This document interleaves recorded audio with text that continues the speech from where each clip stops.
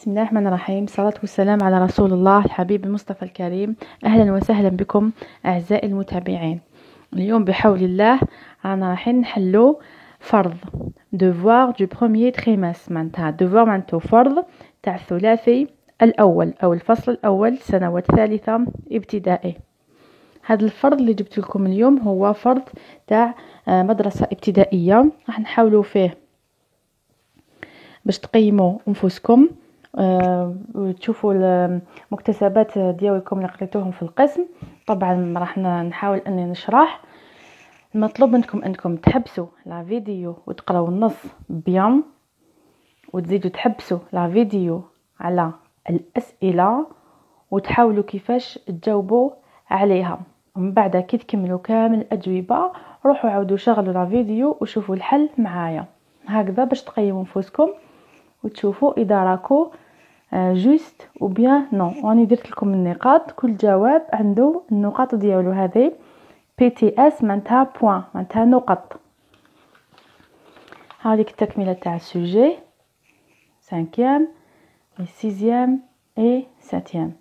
اذا نتمنى لكم التوفيق ونبداو على بركه الله.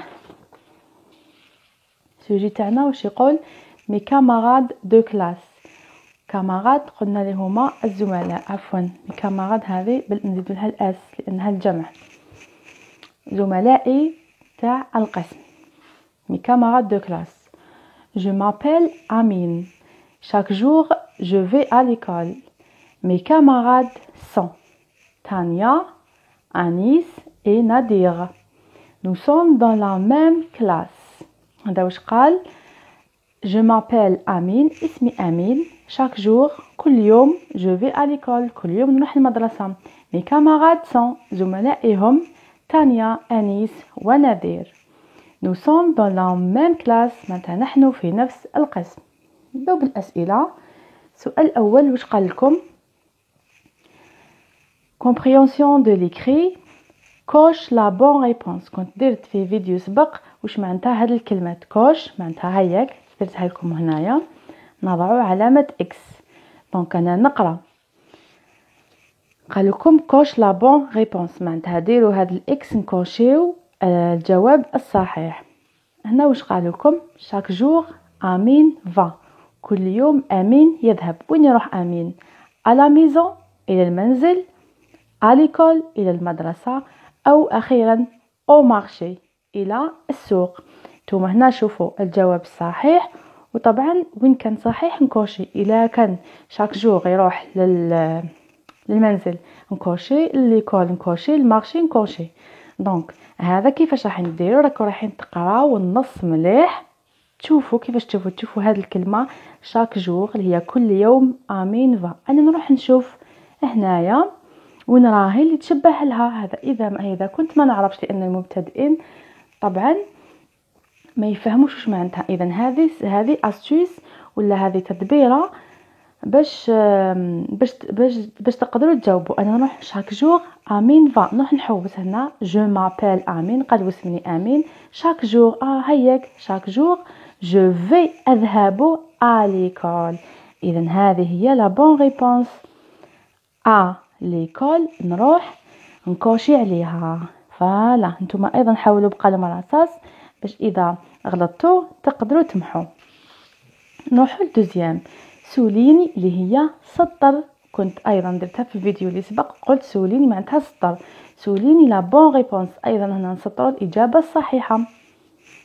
امين، تانيا اي نادير سون دي كاماراد.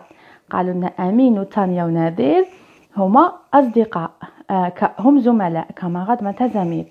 ولا امين، تانيا اي نادير سون دي فوازان. ولا امين وتانيا ونادير هم جيران. راح نشوفوا هنايا في النص تاعنا واش يقول. جو مابيل امين. شاك جور جو في à l'école. مي كاماراد سون تانيا، انيس اي نادير. اذا هنايا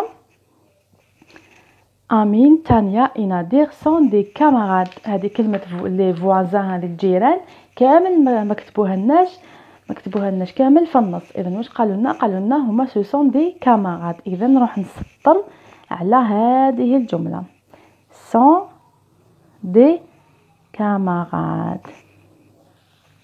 نحط troisième question معناتها السؤال الثالث. complète les mots suivants par la syllabe qui convient. قال لكم أكمل الكلمات التالية par la syllabe معناتها بالسيلاب ولا بالمقطع الصوتي اللي يولمها كي convient معناتها اللي يجي معاها. عندنا مقطع صوتي ما، سيلاب ما، سيلاب تو، سيلاب دي، سيلاب ني. هنا عندي كا غاد. كا غاد وش يخصها هنايا؟ طبعا يخصها على حسب هنايا وش عندنا في النص. هذوما كامل الأسئلة راح يدوروا حول النص. إذا ما كان حتى سؤال رايح يكون في الأسئلة خارج النص، يكون دائما حول النص. إذا لازمتها تكون ذكي ونروح نشوف كا هنا واش يخصوه. بعد غاد أنا نقرأ عندي هنا كا غاد وهنا كاين ما، إذا مباشرة ندير كاماراد. إذا هنايا السيلاب اللي يخصوه هو ام وهاني كملت الكلمة تاعي لو مو ديالي كاماراد. نروحوا للكلمة الثانية. عندنا مات. هنايا عفوا كما تسبق وذكرت هنايا ما جابولناش الكلمات اللي مو من النص، لكن هذه الكلمات تكونوا قريتوهم في القسم في الكتاب مع الأستاذ. عندنا مات، عندي تو نقول واش جا عندي دي مات، ما عندي حتى كلمة دي مات. نيمات ما عندي حتى كلمة نيمات. مامات ما تحتاج كلمة مامات. إذا تومات. تومات اللي هي الطماطم، تي او تومات. نروحو هنا عندي ماغ. إذا ما درتها، تو درتها، بقالي دي وني. هنا عندي ماغ واش نقول؟ ماغني. ما عنديش ماغني، كلمة ماغني جامي ما سمعت بها. ماغدي. ماغدي اللي هو يوم من أيام الأسبوع اللي هو الثلاثاء. إذا هنا نروح ندير ماغدي ونشطب باش ما ننساش. إذا هذه درتها، هذه درتها، هذه درتها، تبقى لي ني. ني طبعا الجمع الأخير ان اي دي اللي هو العش ني. نروحو هنا لا كولوراسيون. قال لكم كولوري، كنت ايضا سبق درتها في الفيديو اللي فات، هي لون. لي فلور اللي هما الازهار اون روج، وكنا درنا الالوان قلت لكم روج معناتها احمر. ولا فواتور اللي هي السياره لونها اون جون، جون هو اصفر. اي لي زورانج والبرتقال لونه اون اورانج، لونه بالبرتقال. اذا يلا معانا نبداو نلونو في لي فلور. قلنا لي فلور اون روج، عندي الاحمر، نروح نلون لي فلور. فوالا هنايا راني كملت الالوان. قلنا لي فلور اون روج، لا فواتور اون جون et les oranges en orange. إذا هذا هو التلوين تاعنا. نروحو 5e question، سؤال خامس. قالوا لنا complète par أكمل ب. عندنا un ولا une.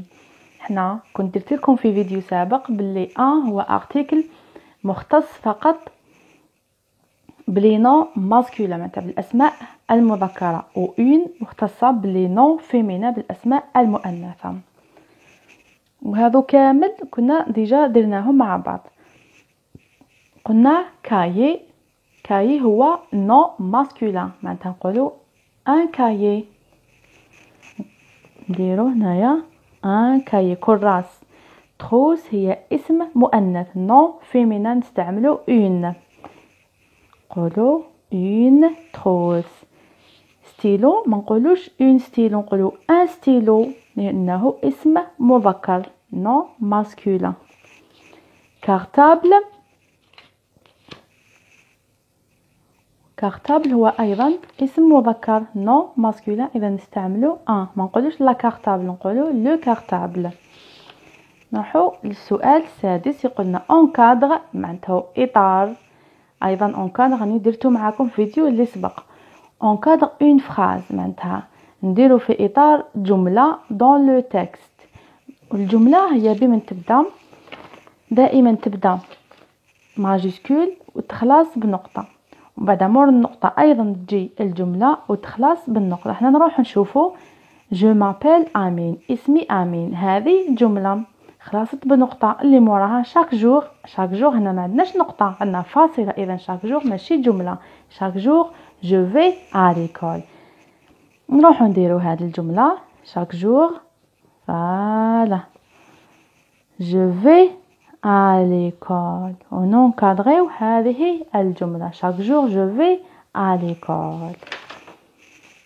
نروحو السؤال الأخير. écris la phrase. اكتب الجملة الآتية suivante en cursive. cursive كما تكتبو في الكراس. هذه راهي سكريبت نروحو نكتبو en cursive. ان يجيب هذا الشكل والأ نادية. أيضا نكتبو إي تانيا عفوا تي أيضا، لأن قلنا الأسماوات دائما يكونوا en ماجسكول. هذه ماجسكول كورسيف تي يجي بهذا الشكل. إي تانيا en ان تي en une عندهم une نات معناتها ضفيرة، تقدر تكون ضفيرة تقدر تكون حصيرة، لكن حنا على حسب الجملة تاعنا نادية إيتانيا أو اون نات عندهم ضفيرة اللي هي يديروها في الشعر. إذن هذا فيما يخص السوجي تاع اليوم. نتمنى أن يكون مفهوم وأننا راجعنا بعض المفاهيم اللي كنا درناهم. وإلى فيديو آخر، والسلام عليكم ورحمة الله تعالى وبركاته.